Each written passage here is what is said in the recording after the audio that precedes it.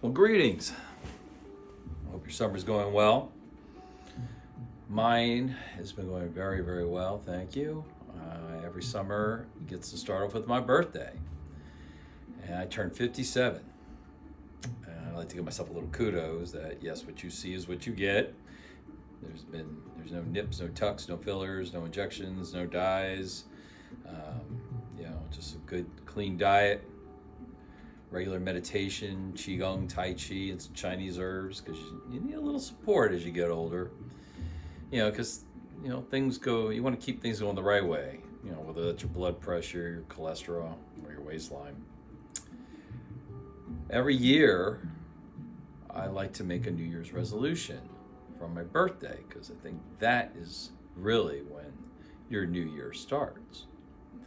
And I'm far more focused on the how I'm going to do my year different than what my year is going to be different. More travel, more exercise, and all that stuff.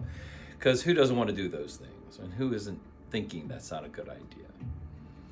But to me, the how is where we get the real spice of life. Because when we have this sense about how I'm going to approach doing any new activity or any old activity, it becomes new again.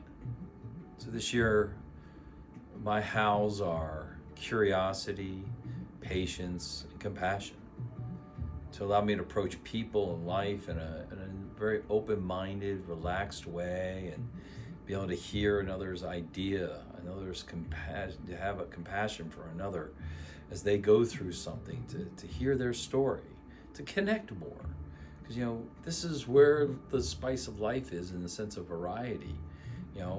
Sure, we can go to another country and eat other food, but how well do you connect with the people there? That's one of my favorite things to do when I go to another country, is try to connect with some locals and, have a cup of tea and talk about life. What is your life like? What do you eat? What do you listen to? What are your joys? What are your cries? These are where we start to really open up and connect as human beings, because we all have them. So as we start to understand ourselves, understand that feeling behind our drive in life, the whats that we do, it's through the hows. And we start to make those shifts, realizing how impatient am I because of whatever, or am I being kind to this person as they're trying to explain something to me. So I say that if you want to be a better person,